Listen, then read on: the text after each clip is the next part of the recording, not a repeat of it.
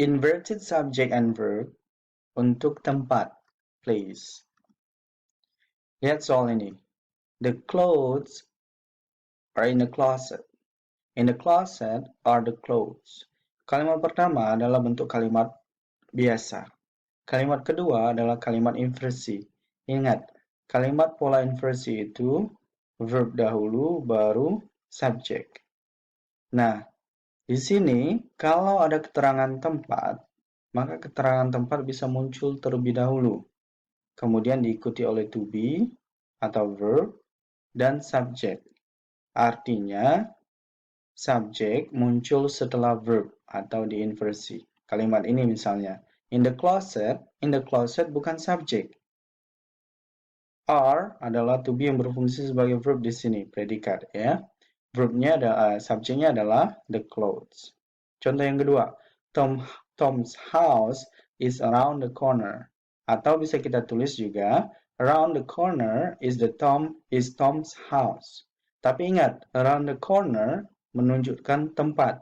Dia bukan subjek. Subjeknya adalah Tom's house. Verbnya is. Kita bahas lebih rinci lagi di sekarang ya. Inverted subject dan verb untuk place. Ingat, ini menjelaskan bentuk inversi di mana verb muncul dahulu, baru subjek, jika dalam kalimat ada keterangan tempat. Nah, keterangan tempat biasanya ada here, there, nowhere, in, on, around, beyond, Nah, itu bisa menjadi keterangan tempat. Nah, ingat kalimatnya, contohnya ya. On the table are the books that you have been looking for. Ingat, kalau ada on the table, keterangan tempat, maka itu bukanlah subjek. Subjeknya adalah yang muncul setelah verb. Artinya the books adalah subjeknya. Dan are adalah to be yang digunakan sebagai verb. Ya. Ingat, dalam keterangan tempat, kalau ada keterangan tempat muncul dahulu, subjeknya adalah yang muncul setelah to be atau verb. Contoh, on the table, the books that you have been looking for. Kita lihat di sini. Di sini kita tahu ada klausa, ada konektor, ada subjek, ada verb. Tapi kita tidak tahu subjek verb utamanya apa. Di sini ada the books aja.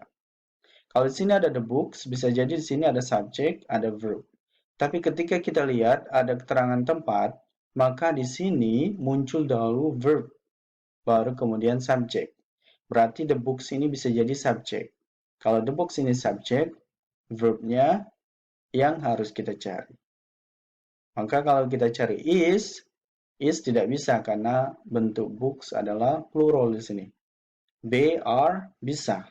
Kalau kita letakkan say, I put the books on the table, I put the books that you have been looking for, bisa jadi juga, bisa benar. Atau they, with.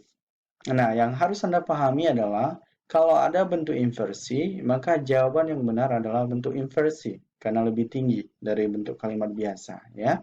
Maka jawabannya adalah are. On the table are the books. Nah, subjeknya adalah the books, bukan on the table. Ya. Yang kedua, on the second level of the parking lot, Nah, kita lihat di sini ada penunjuk waktu on the second level. Berarti ini adalah keterangan tempat. Artinya di sini ada verb dahulu, baru kemudian subjek. Kalau kita letakkan A is empty, subjeknya tidak ada, salah. Are empty, subjeknya tidak ada, karena empty di sini adjektif, bukan noun. Adjektif tidak bisa menjadi subjek. Some empty stalls are.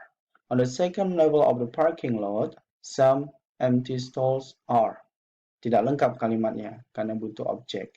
Yang benar adalah are some empty stalls. Subjeknya apa?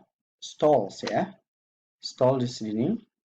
Subjeknya adalah stalls.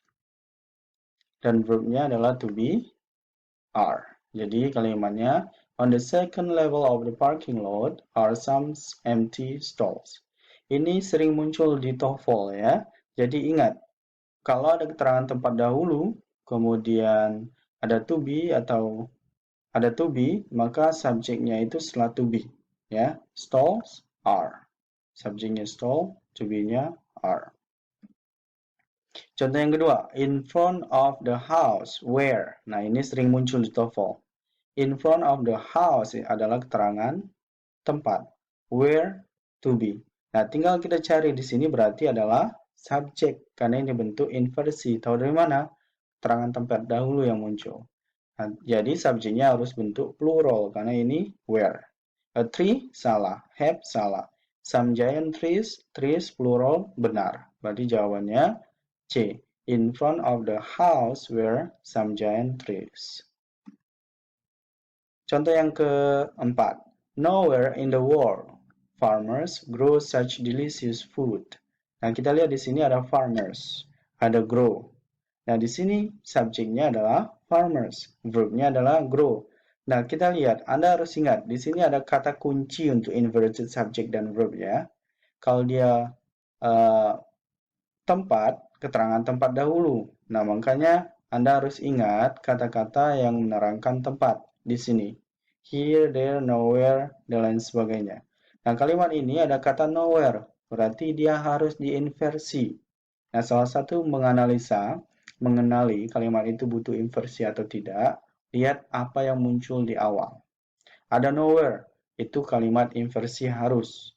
Nah, kita lihat subjeknya sudah ada, verbnya sudah ada. Ingat di skill sebelumnya, auxiliary verb atau modals itu auxiliary verb dahulu atau modal dahulu, baru subjek, baru verb. Di sini ada subjek, ada verb. Berarti sini kalau bukan auxiliary verb, ya modals. Di pilihan hanya ada modals. C, berarti jawabannya adalah C. Modals dahulu, subjek, verb. Kalimatnya menjadi nowhere in the world can farmers grow such delicious food.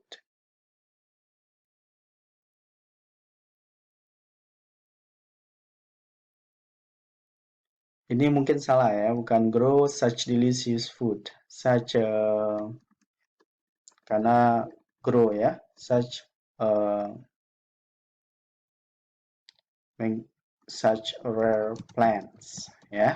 Karena itu grow, bukan cook ya atau eat. Jadi grow ini kan menanam. Jadi kalimat yang benar adalah nowhere in the world can farmers grow such rare plants. Kerjakan exercise 4 di bawah ini, kemudian klik inspiration. Review ulang materi di skill 5 dan 6, dan kita akan temu online di Sabtu malam ya. Let's break the limits.